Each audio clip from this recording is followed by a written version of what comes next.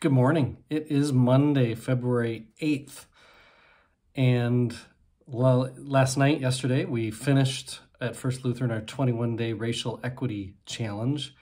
It's been 3 weeks since Martin Luther King Jr. Day when we began. And to finish on the last day, it's suggested that you take time to reflect on how this challenge has maybe reshaped the perspective that you have on yourself, on others.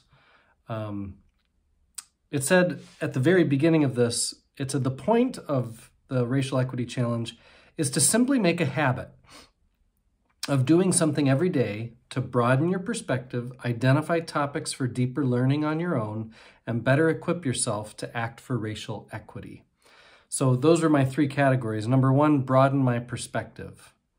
What do I want to broaden? And I thought about what are other parts of my life that I have intentionally sought out to broaden. I remember vividly being in my 20s, noticing how picky I still was as far as what I would eat and being bothered by myself. Have you ever been bothered by yourself? Maybe your vocabulary isn't as rich as you want it to be. You wish you had better words sometimes.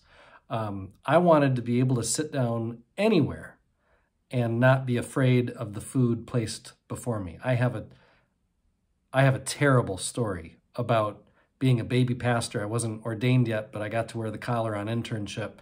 And I remember sitting with these wonderful elderly women who served me. They served me something with love. It didn't taste good. It didn't look good. But, it was hard, and I couldn't do it. I couldn't do it, and I know it crushed them. And it was then that I felt my small palate and how it affected other people. Ever since I've wanted to learn how to eat things that are hotter, eat things with more sauces. I wasn't a saucy guy. I feel like I've done, over the last 20 years, I've worked pretty hard at expanding my palate. Each year, I try to learn to eat one more new thing. Mushrooms are coming with difficulty. It's the rubber texture. Anyway, I think maybe you can resonate with what have you tried to broaden. Maybe it wasn't food, but have you ever tried to broaden something in your life? I think it's the same with human beings.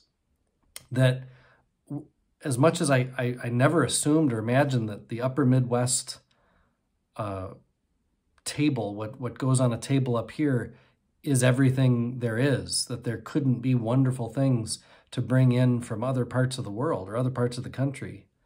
And I think our relationships with people, it's similar in that we can't imagine that the friends we have right now or the whiteness that most of us surround ourselves almost exclusively with, that can't be as interesting as it can be. There's more, right? And some of us have had experiences throughout our life that have shown us that is true. And so, I think about that TED Talk from a couple days ago of, seek out those relationships then. Go for it. You're going to be more uncomfortable before you get comfortable. Number 2, identify topics for deeper learning.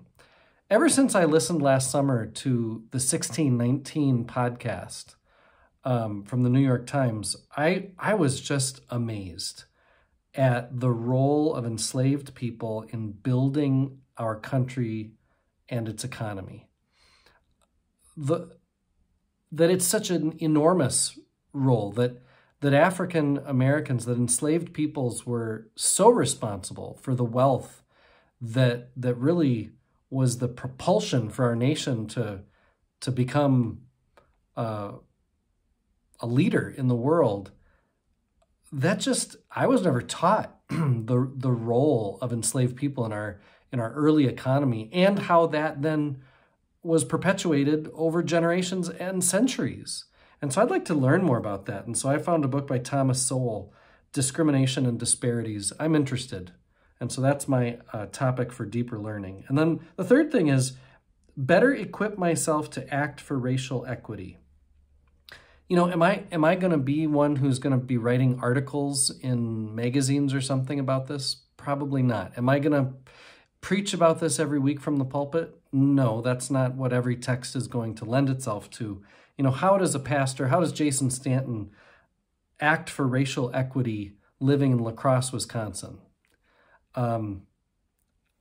Where I come back to again is that same TED Talk from a few days ago. I think the most effective way for me to act for racial equity is to be ready for those moments. Verna Myers talked about, you know, that moment when your grandmother says that racist thing at the Thanksgiving dinner table.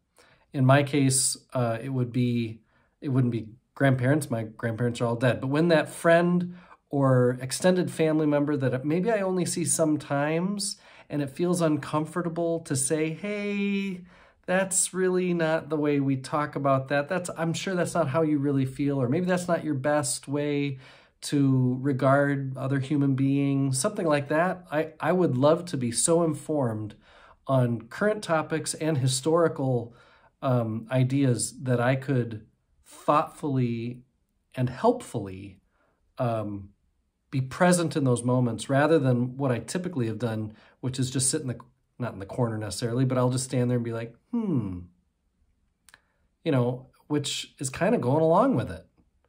And so that's what better equipping myself to act for racial equity. I think that's what my action, for the most part, would look like. And so I encourage you to think about whether you were in this 21-day challenge or not. If you weren't, do it. Start it today. 3 weeks from today, you'll be done just like that. And it really does. What else do we have to do? It's pandemic, right? But what will you broaden? Identify something for your further learning. What is it that will better equip yourself for standing up for racial equity? Stay warm and keep faith alive.